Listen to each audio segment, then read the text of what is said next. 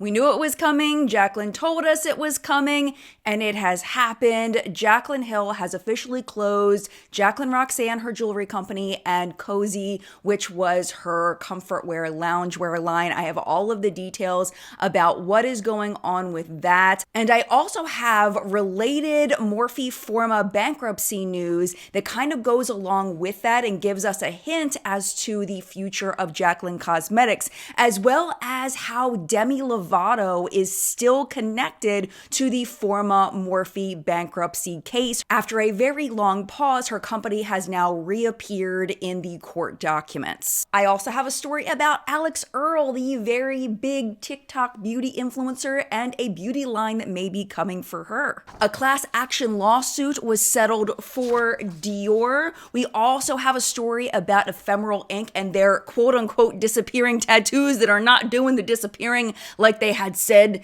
that the disappearing should happen. Building on a story that we had talked about a few weeks ago about theft in retail spaces, there are two men that went into a Kohl's and they stole a bunch of stuff, and they had a very, let's just call it creative excuse for why they should be downgraded from a felony to a misdemeanor for their theft. You don't want to miss that. Along with the exciting beauty launches this week, including Rare Beauty by Selena Gomez, her new body line. I have all the details on that and so much more. So hang tight. We are jumping into it right now.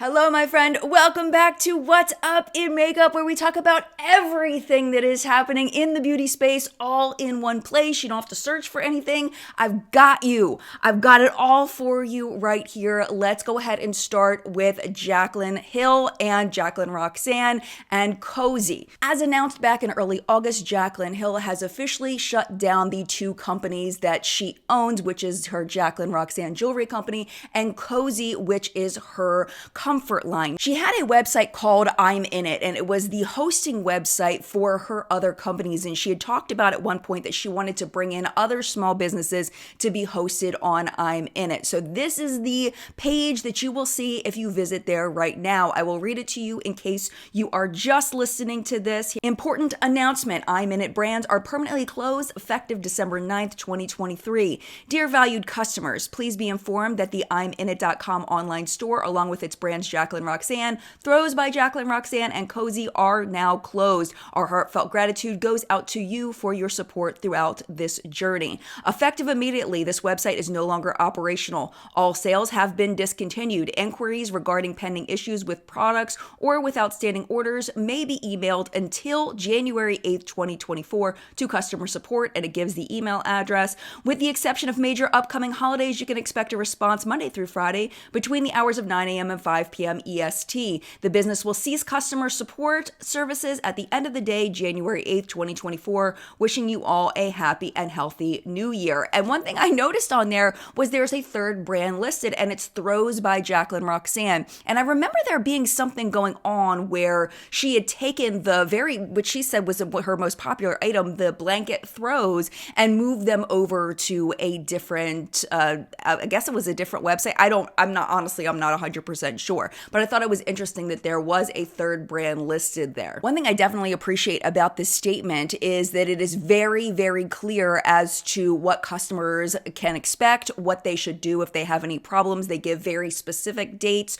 on when things will shut down so customers know they need to take care of their business before then. And I love the clarity of this. No matter what my personal feelings are about Jaclyn Hill as a person and who she presents herself to be, it is never a happy time when a brand shuts down. So I do feel for her and all of her employees, especially at this time of year. What you may be wondering now is what is happening with Jaclyn Cosmetics. You may know because you watch What's Up in Makeup or you've seen around the internet that Jaclyn Hill does not own Jaclyn Cosmetics. Jaclyn Cosmetics is a Forma brand, which is a parent company. Morphe had paid for her original lipstick launch. They were involved from the very beginning. So Jaclyn really doesn't have any control over whether Jaclyn Cosmetics lives or dies. At this point, it is in the hands of the investors that purchased Forma when they declared bankruptcy. If you go over to their website, at least as of the time I'm filming, all of the products over on Jaclyn Cosmetics are at 50% off, which is relatively unusual in the beauty space at this point for a brand that is doing well. Usually you'll have the 50% off sales for Black Friday, Cyber Monday, all of that, and then there'll be something like a 20% off sale or a progressive sale where if you spend more, then maybe you can get 50% off. But 50% off the entire website is relatively unusual. Of course, it does happen. It's not 100% guaranteed that this means something bad is going on for Jaclyn Cosmetics, but it's not typical and it's not a great sign. Also, a lot of you have been visiting your local TJ Maxx's and Marshall's and a lot of discount stores and seeing Jaclyn Cosmetics at those stores, which also adds to the it's not a great sign bucket. To be clear though, just because a company sells products at a discount store doesn't mean that things are going poorly. But when you add that into the continued 50% discount, the no holiday launches, something is going on over there and it doesn't feel like it's a good thing to me, at least as far as the health of the company goes. I've talked about this in previous episodes that I am still keeping up with the Morphe Forma bankruptcy. I get notifications to my email when the docket has been updated. I've signed up for that. It's free. It's all free. So I signed up for notifications and I get notifications every single week. And usually it's like, we're billing for this lawyer, or this new lawyer has come on, or here are the numbers for the month. Like, it's like stuff like that. It's not anything that is in any way interesting until this past week. There is a new document that was filed that's basically everybody's, it feels like possibly their last chance to say, hey, this company still owes me money. Whether Forma and Morphe recognize that they still owe money to this person or not, these entities' lawyers have filed and said, yes, you still owe us money. We have not resolved this. And the list of entities was very, very interesting. And you'll see when I show you, it'll say directly which brand the entity feels owes them. So it may be Forma Brands, it may be Morphe, it may be Jaclyn Cosmetics, it may be Playa Hair Care. It says it in the column. There are two types of entities that there were a lot of that I noticed. One of them was malls, which I'm imagining is for Morphe stores in back rent that they didn't pay. So for example, Aventura Mall Venture in Florida is claiming to be owed over $860,000. Fashion Valley Mall in California, $630,000. King of Prussia Associates in Pennsylvania, which is a Simon-owned mall, has two listings for a total of $1.9 million.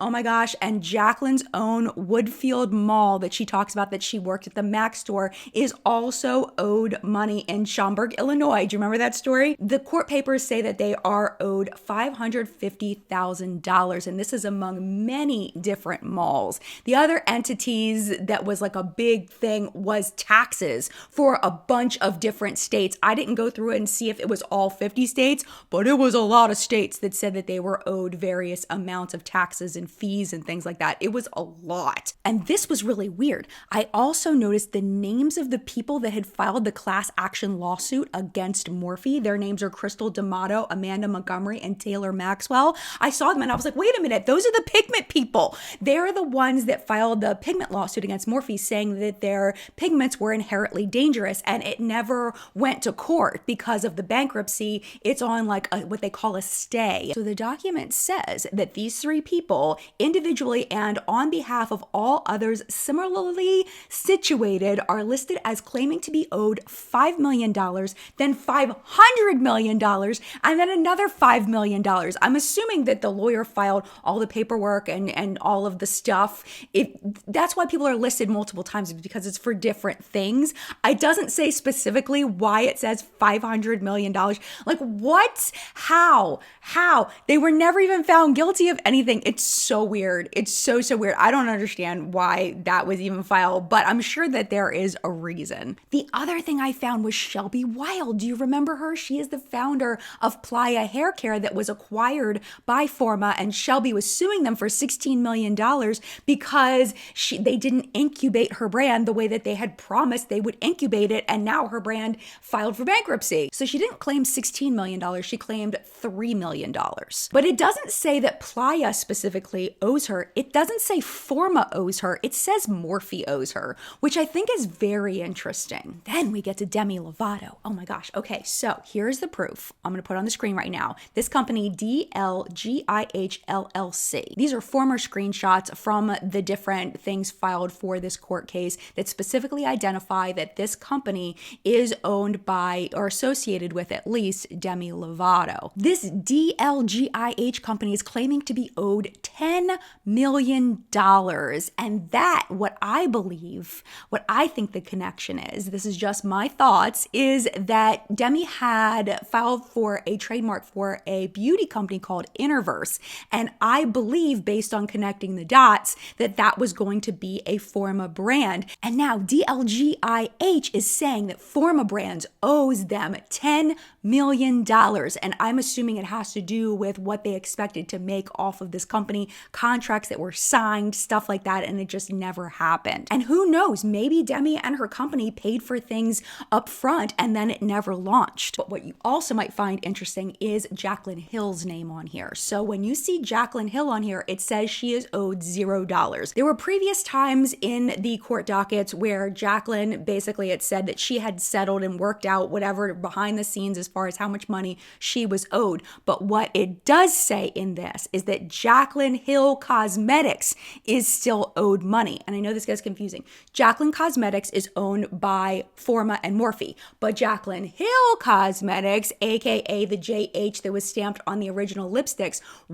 is still owned by Jaclyn Hill. Jaclyn Hill Cosmetics LLC has 3 listings of about $1.6 million each. But what's weird here is that they are all the exact same amount, all the way down to the penny. So I'm not sure if this was filed 3 times or if there's a reason why it's the exact same amount 3 times. Very, very odd. And then the last thing of note that I noticed here, a company that was asking for money, was Oxygen Development. They were the ones that were found to have made Jaclyn's hairy lipsticks. Now, we don't know if this is from that, because back in older court documents, they said that they settled the thing with Jaclyn's hairy lipsticks. But what we also found out back then was that Oxygen continued to work with Forma and Morphe after the hairy lipstick debacle. So this may have to do with products that they manufactured after all of that. That would be my guess, having been deep in this for like a year. So they are claiming $200,000 is owed to them still to this day. All of this to say that Forma still owes a lot of people a lot of money. At least there are a lot of people claiming that they are owed a lot of money. So I personally don't see how a 50% off sale on Jaclyn Cosmetics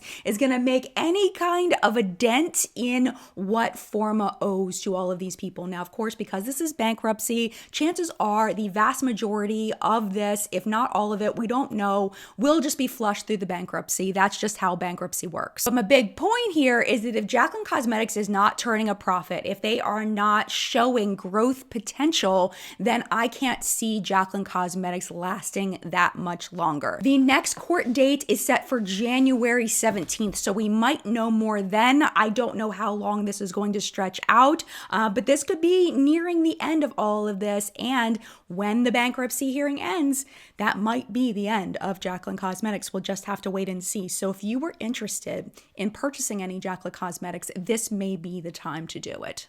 If you've been around the beauty space for any length of time, you probably have noticed that beauty influencers, people that are in the beauty space that create content, usually have a major platform, some place that they upload or post to all the time. And then they have secondary platforms that just aren't as popular. So with Alix Earle, her main platform is TikTok. So if you are not on TikTok, you may not even know who she is, but she's very popular over there. She has 6.2 million followers over there. That's translated to a really large following also on Instagram at 3.3 million followers over there. But she's not stopping there. She has also started a podcast. That podcast actually started back in the fall. Podcast is called Hot Mess with Alix Earle, and it is presented by L'Oreal. It is co-hosted by fellow TikToker and Instagram influencer Madeline RG. Not only is the podcast available wherever you download podcasts, they also have a video version on YouTube that is growing pretty quickly considering considering how long they've been posting. They started posting on YouTube 2 months ago and they already have 126,000 followers, which seems minuscule compared to her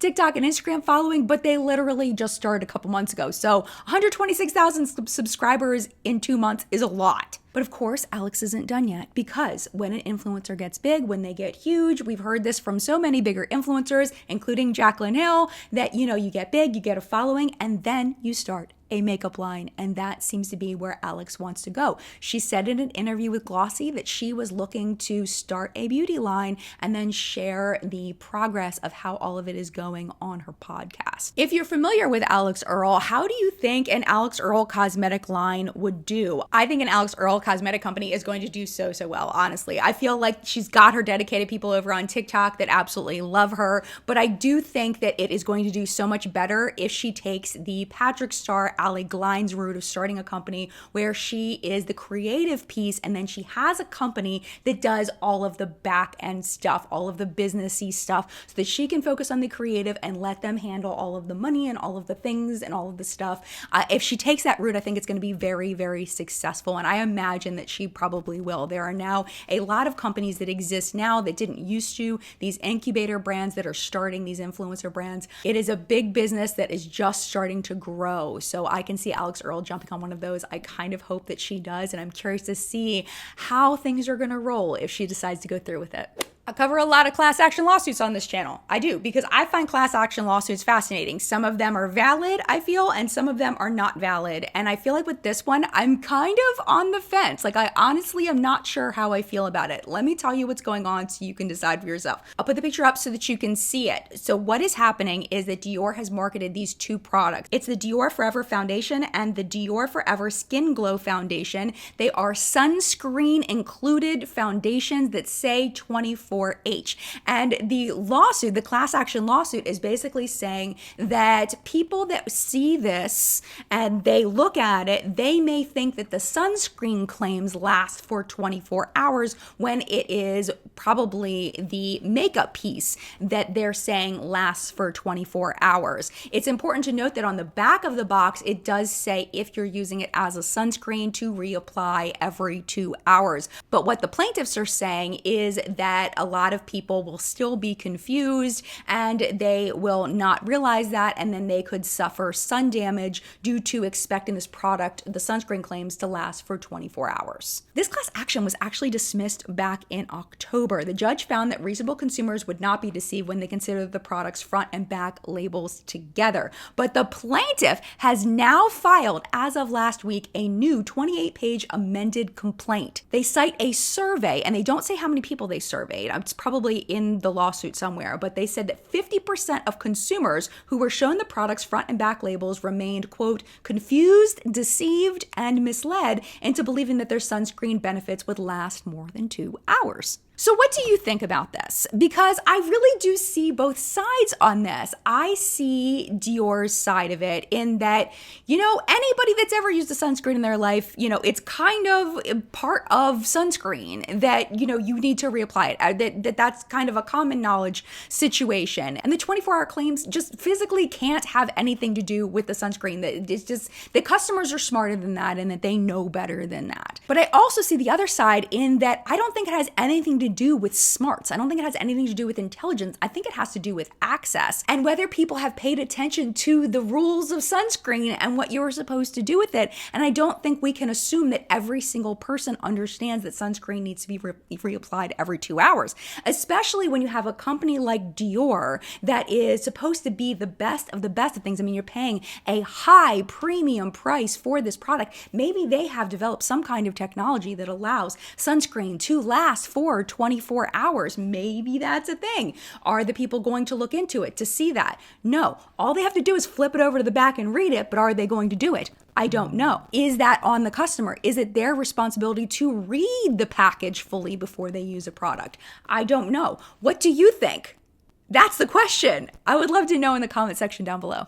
It is no question that tattoos are a commitment. It is something that is going to last on your body, most likely for the rest of your life. And even if you get a tattoo thinking that maybe one day you'll remove it, a lot of people don't realize the process of removal can be extremely painful. It can last multiple sessions, and it often costs more than the original tattoo. And a lot of times, especially certain colors, are extremely difficult to remove and may not ever remove completely. So the idea of getting a naturally fading tattoo, a tattoo that is meant to fade, is very appealing for a lot of people. You can get something that means something to you right now that you know may not mean something to you forever. So when Ephemeral Tattoo launched their Made to Fade tattoo ink and opened their tattoo studios to purposely make tattoos made to fade, people were really excited about it. But it seems like the claims that they put on their website initially were not accurate to customers' actual experiences once they got these temporary tattoos. When they opened in 2021, they claimed that the tattoos would fade in 9 to 15 months. According to an article in Refinery 29, over 20,000 people have been tattooed with this ink, but what they're noticing, a lot of these people, is that it is fading, but it's not fading as fast as the company suggested, and it looks like ink blobs. It doesn't look as good. Like, I'm going to show you what Ephemeral says it should look like as it fades, and then I'm going to show you what an actual customer's tattoo fading looked like. This is her ink fading progress after 22 months. That is a full 7 months after the longest amount of time that she was told this tattoo would last. Apparently, this ink was in research for like 6 years. So you would think that they would have had things, they would have tattooed enough people in different locations and things to know, but apparently they didn't. So what they did recently was they updated their website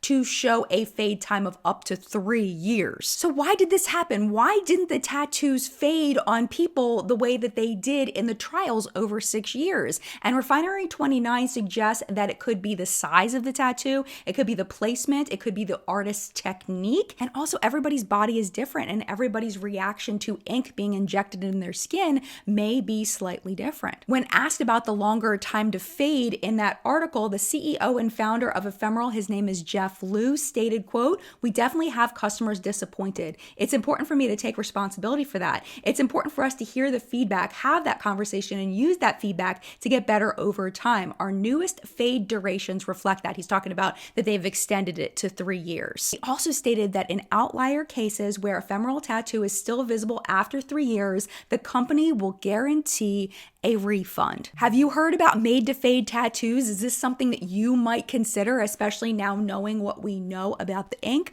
I would love to know your thoughts down in the comments.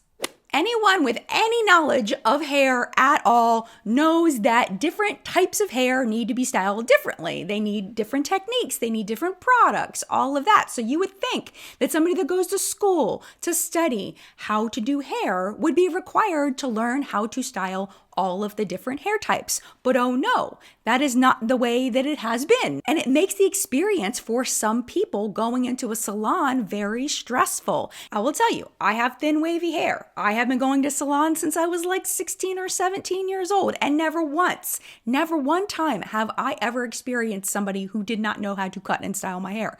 It has never happened. But unfortunately, that is not the experience of a lot of people, especially people with textured hair. In a piece with Allure, writer Kayla Greaves talked about a new law in New York that has just been passed where cosmetology students will be required to learn how to style and work with textured hair. In the article, Kayla explains that from birth, the Black community are often told their natural textures are bad and unmanageable, and that hair professionals of all races have adopted that mindset. Kayla also shared that things are starting to improve with things like the Crown Act that fight against hair discrimination in schools and in the workplace. That was signed into law in California in 2019, and since then it has been adopted by 23 states, including New York State. But now there is a new New York State law. It was introduced by Senator Jamal T. Bailey, and it does require that all cosmetology schools must make natural hair education a part of the general curriculum. Because in the past, what I was reading in the article, they're saying that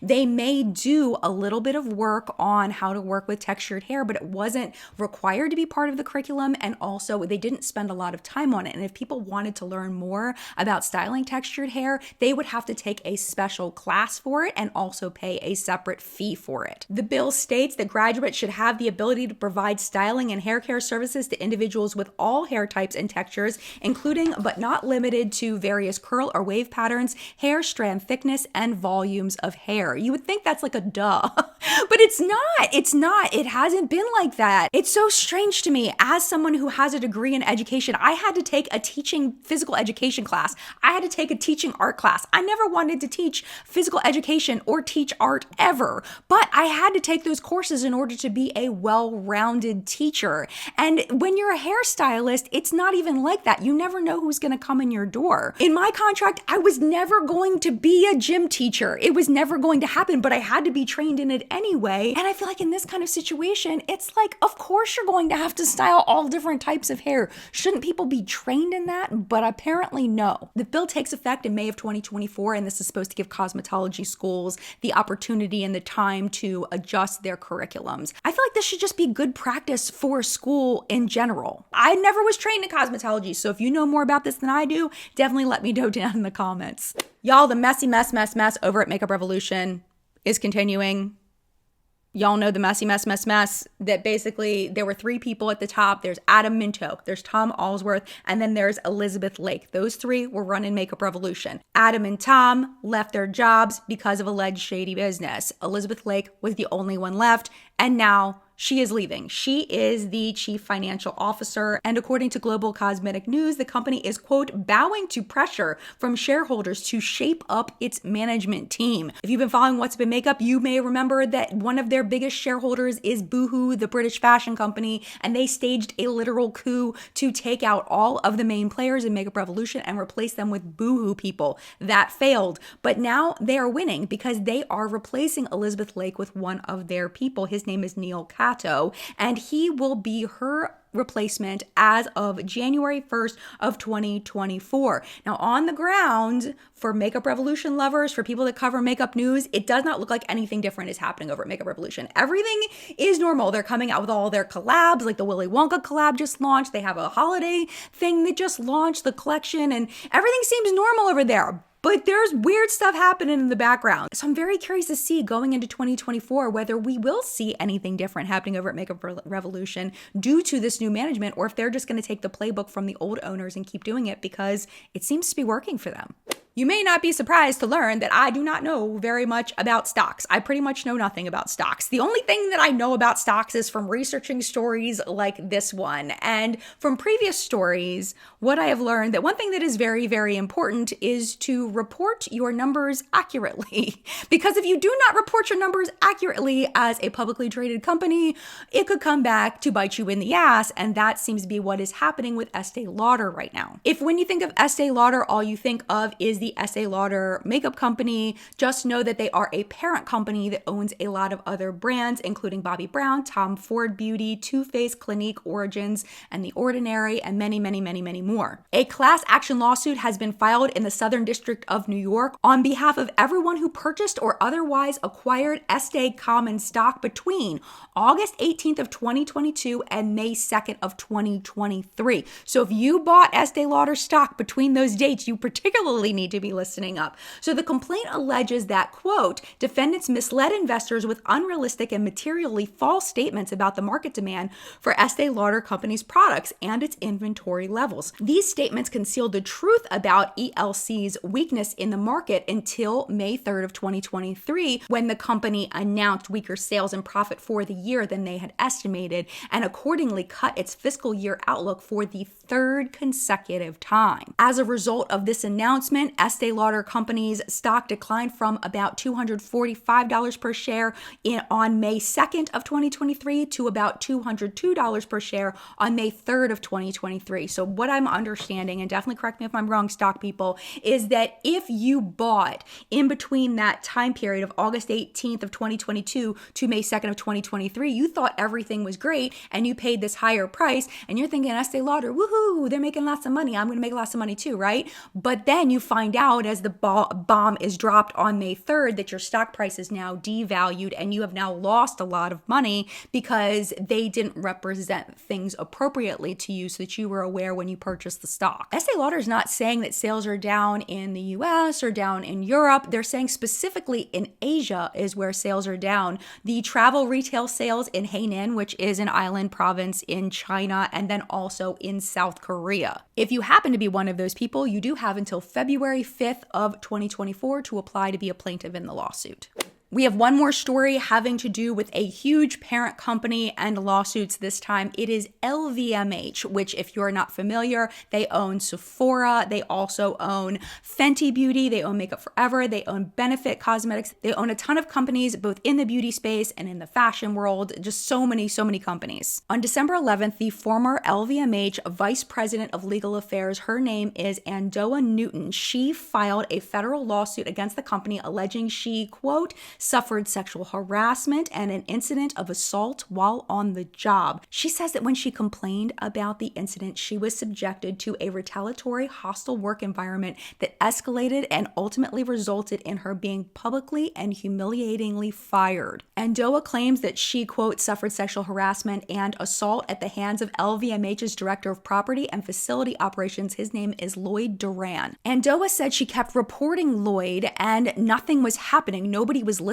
to her. Nobody was doing anything. After that, she followed the directions of LVMH's Employment Council, and what they said to do was email Lloyd directly and be like, hey, you need to stop this. This is bothering me. Please stop. As a result, Andoa said that Lloyd then contacted LVMH by, quote, immediately forwarding the email to his supervisor, which prompted immediate retaliation against her by LVMH. A representative for LVMH North America told the Fashion Law, quote, Ms. Newton is once again pursuing entirely baseless claims following those she initially made in 2018, which were found to be without merit after being investigated at the time internally, as well as independently by a retired judge. As to her newest claim, her departure was part of a restructuring of the North America Legal Department, which affected a number of employees late last year by our recently appointed North America Chief Legal Officer.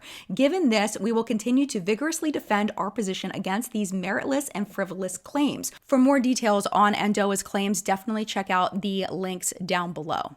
Let us end the top news segment with a bit of a lighter-hearted story that I think is going to give you a little bit of a chuckle. And this kind of stems from the topic we've been talking about recently about retail theft and how it is on the rise. So here's the story. So there are these two guys. There's Michael, who's 50, and then there's Byron, who's 37. They go into a Kohl's and they just start loading up their shopping carts with all kinds of stuff, you know, KitchenAid stuff, super expensive KitchenAid stuff, clothes, shoes, all that. And then they just roll out the door and just steal all the stuff. Of course, stores like Kohl's have security cameras. So they're watching, they get pictures of the guys, they figure out who they are, and they are promptly arrested. When they're arrested, the guys are like, I didn't do anything. I don't know what you're talking about. And then they show them the security footage and they're like, yeah, I guess I did do that. So at this point, they can't deny that they did it. But then they find out they're being charged with a felony because of how much they stole. They stole $2,094.87 worth of items, and anything in the state of Colorado over $2,000 is considered a felony. So they had just made it over that by that $98. So this is what they said. In order to get bumped down to a misdemeanor, they were like, well, but some of the items were on sale and I had coupons. I'm assuming they meant Kohl's Cash, that they had Kohl's Cash, and that some of the things were like, sir, you know, you can probably guess what the judge thought of that. The judge was like, no, absolutely not. If you pay for it, you get the sale. If you pay for it, you can use your Kohl's Cash. But if you steal it, you don't get those things, sir. You do not get them. Michael was sentenced to 15 months in prison, and Byron was sentenced to 90 days in jail with credit for time served, along with 18 months of probation. The district attorney in the case, John Kellner, said in a press release, quote, just because an item is on sale doesn't mean it is free to steal, and these defendants now get to think about this lesson in jail and prison. I do give them credit for being creative. I do give them credit for thinking outside of the KitchenAid mixer box. That was stupid. That was a terrible joke. I'm so sorry. All right, my friend, let us move on to the product report. As always, any links down below may be affiliate links, and I may earn a small commission off of your purchase if you click and purchase from that link. If you choose to do that, thank you so much. It really does help me to support the channel so that I can continue to do this full time. And with that being said, let us talk about the story that was all over the freaking news, all over every single outlet this week. This was the story: Selena Gomez's Rare Beauty branching out into a body care line. So here are all of the details. It is a scented body care line, and it is called Find Comfort. The line is designed to calm, nourish, and protect with hydrating formulas and uplifting scents, and includes a body and hair fragrance mist, hydrating body lotion, hand cream, and stop and soothe aromatherapy pen. Each product features scent notes of lemon zest, rhubarb, and pomelo, which has been combined with jasmine petals, violet, and black tea extract. These are set against a base of vetiver, tonka beans, and cashmere wood. Prices range from $18 to $28 each. Now, the product do launch tomorrow, December 18th, but exclusively on the Sephora app. They may also be available at Space NK on the 18th, because I had two articles that were conflicting on when it was launching at Space NK. So if you shop at Space NK, you may want to check on the 18th. If not the 18th, it should be available there on the 19th, as well as Sephora.com on the 19th and rarebeauty.com on that day.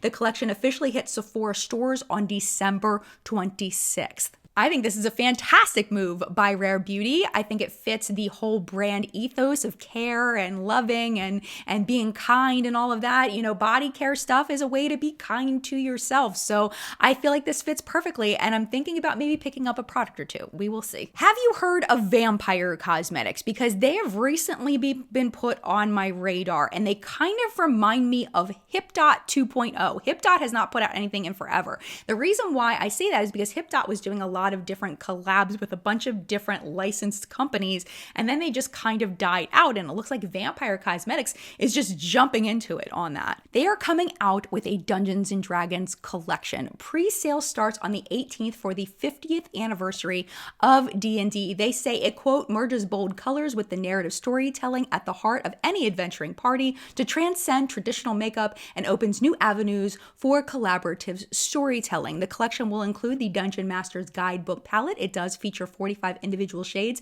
and a detachable magnetic character sheet. There will also be an alignment themed palette, 5 character class palettes, potion lip glosses in a spellbook shaped box, all housed in a Dungeon Master screen collector's box. It will ship, they're saying, in February of 2024. But if they have not been on your radar, let me let you know some of the other things that they have on pre-order right now. They have Oregon Trail.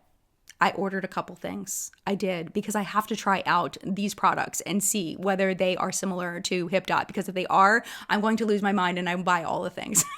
So Oregon Trail, huge part of my childhood. I bought a couple of palettes and I think one of the lip glosses. They also have Bill and Ted's Excellent Adventure. I thought about buying stuff, but nothing was really standing out to me on that collection. There's also a Space Invaders collection. Seriously. And also a Living Dead Dolls collection. Those are all available on pre-order right now. They are just smashing it with all of the collabs. So I will link that website down below in case you would like to check it out. That is not affiliated. 2 products coming soon over at Sephora. We have the YSL Lash Clash Extreme Volume Waterproof Mascara. It's $29. It's a very no frills description over there. They say it's a volumizing mascara with waterproof wear for up to 48 hours of deep color. There's no launch date listed for that one, but the next one does have a launch date listed. It is coming to Rouge members on December 23rd and everyone else on December 24th. This is the NARS Afterglow Irresistible Eyeshadow Palette. It is $60. It is a limited edition palette of 12 eyeshadows in romantic rose, peach, and neutral tones. Then over at Ulta, a couple of big drops. First one coming from CoverGirl. They are listed as coming soon with no date. There are 4 new products. We have the Clean Fresh Brow Enhancer Gel, $12.99. They say it is a wax Maxi Gel formula that lifts, tames, and holds for fuller looking brows that last all day. Next, the Creme Fresh Brow Filler Pomade. 4 shades are listed there, but it does look like there are 6 shades altogether. Those are also $12.99 each. They say that it has a creamy, highly pigmented tip that glides effortlessly and precisely with a non-drying, blendable, soft, matte finish. After that, we have something from the Outlast line. This is the Outlast Lip Stain, $11.99. There's 6 pink, red, and brown shades. This is specifically a vegan reformulation of an older product. And then finally, the Simply Ageless Skin Perfector Essence Foundation. This is CoverGirl going after that makeup skincare hybrid product. It's $21.49. There are 8 shades. They say it is a vegan skincare makeup hybrid formula with 5% bakuchiol, a plant-based retinol alternative perfect for sensitive skin. The skin plumping formula reduces the appearance of fine lines, wrinkles, and increases skin's firmness. We talked about this product last week, but it is now at Ulta. This is the Makeup Revolution Beam Bright Highlighter. There are 5 shades available and they are $12 each. And then finally, the Creme shop, they have released their Chinese New Year collection. Prices range from $5 to $20. There's sheet masks, there's acne patches, there's a nail file set, but there's also makeup, a 9-pan eyeshadow palette, a makeup bag, and a makeup brush set.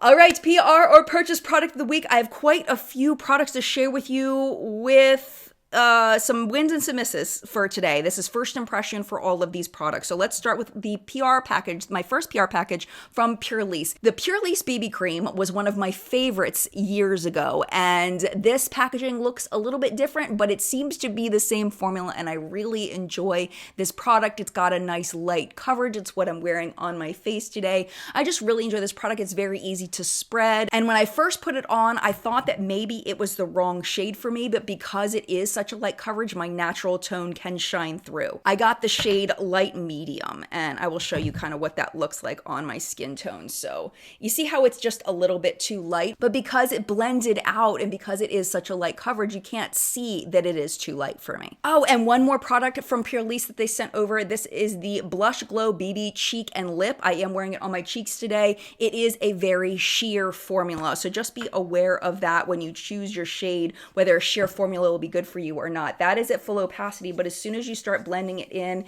it does end up blending out pretty sheer. So that's typical of cream blushes, but this does go along with that, and I figured I would let you know. I also got a PR package from Smashbox, and when I first saw this, I will be honest with you, I thought Makeup Revolution. I was like, why is Smashbox making Makeup Revolution stuff?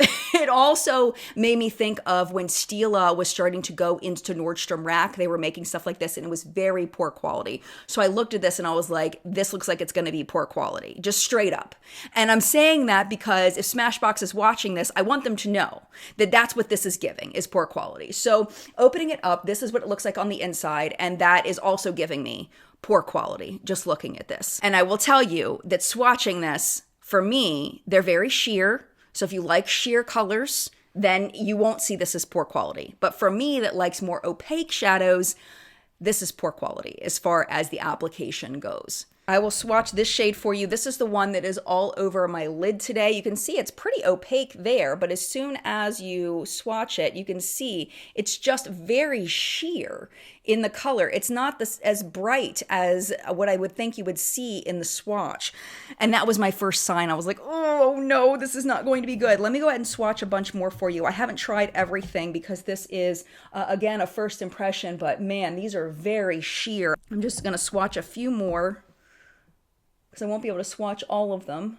But this is kind of what you're dealing with. And again, if you find sheer shadows to be what you enjoy, what you like a nice sheer wash of color on your lids, you will probably absolutely love this. It's just not to my personal preference. And it does remind me of how I felt about those Stila palettes that I had bought at Nordstrom Rack many years ago and was very disappointed. No matter where you fall on your preferences, that is what this is. So hopefully it gives you an idea of whether this will be good for you or not. Along the same line, they also sent over the Christian Cowan, this is Christian Cowan. He's a designer. This is the mascara that goes with it. I believe this is just a branded version of their super fanned out mascara. Did not see a super fan in this at all. Here is the wand on it. Not a lot of product coming off of it. Gave me just a slight bit of length. Very, very, very little volume. It's a very weak mascara, at least from first impression. But we all know that when mascara is open for a little while, sometimes the texture changes. Sometimes it gets a little more length and volume. So I'm going to keep trying this. I will say the packaging is absolutely gorgeous. I love the weight of it, but just not effective. At least for today. At least for first impression. And then finally, I got one. This is the NYX Duck Plump Lip Gloss. I hate it. I absolutely hate it. I hate it so much. But I will tell you, I love the color. It's what I'm wearing on my lips today. This is in the shade Mocha Me Crazy. Love the shade. I am a wimp when it comes to spicy lip glosses. Like the Too Faced lip liners, forget it. I can't stand them. It's too spicy. There's also a formula from Milani. They're plumping liquid lipsticks. Hate them. It's too much. It's too intense. This is very intense. So I don't like it. It starts off normal, then it starts to burn, and then it gets cold, and then it's this combo of burning and cold, and it lasted for about 45 minutes. It lasted a really long time. I just really don't like that feeling at all. I was hoping it would be a little bit more mild than it is. I think if they took it down about 50%, I would be fine, but it's way too intense for me. That being said, I know some of you love stuff like this. So if you love stuff like that, this is going to be your baby. It's going to be amazing because the color is beautiful. The application is beautiful. Let me show you the doe foot. It is really nice. The product is really easy to use on the lips. It was very easy to spread out. It didn't make a mess. It's wonderful. It's just the feeling of it is too intense for me and it makes me so sad. Notable sales this week, we have 20% off of full-size fragrances over at Sephora. This does end on December 24th. Juvia's Place is having a Cyber Week sale up to 80% off site-wide over at Juvia's Place. Stila, speaking of Stila, the mystery glam bags, these have a $133 value. You have 3 choices of bag over there. It is $60 for each bag. And then finally over at Lancome, 20% off site-wide, exclusions do apply, and no code needed. And that, my friend, was What's Up in Makeup this week. Thank you so much for watching. And of course, as always, thank you to the What's Up in Makeup Facebook hunters. Their names are scrolling below me. Thank you so much for all of your submissions this week. I appreciate you so much. Our chat today is going to be at 5 p.m. Eastern Time. Hopefully you can hang out, join us, talk about makeup. If you can't, it is no problem at all. If you're subscribed, it's very easy to find. Just go to your subscription feed. Should be right there. But if you are not subscribed, you can go over to my channel page, click on the live tab. That's where all of my live chats are housed. Or you can check out the What's Up in Makeup live chat podcast playlist. It is down below this video for you to check that out there and see all of the live chats that we have done so far in 2023. Thank you again so much for watching. Just a heads up for next week, there will be no live chat and there will be no What's Up in Makeup because it is Christmas Eve. New Year's Eve, we will probably have a live chat at 10 a.m., but I'm not sure if there will be a show or not. It just kind of depends on how I'm feeling and what the news is and whether I think it is worth it to put a show together for you during that holiday week. If it's juicy, if it's poppin', if I feel like I need to tell you, I will probably make a show. If there isn't really much going on, I'll probably skip on it and we'll see you in the new year for What's Up in Makeup. But with that being said, if you would like to hang out a little bit longer right now, YouTube should be recommending a couple videos for you over here to watch, including last week's episode of What's Up in Makeup. It's going to be right there. YouTube picked the top one for you based on your viewing history, but if you do need to go, I get it. It is no problem at all. Thank you for hanging out as long as you did, and mad love to you, and I will see you in a video very soon. Bye!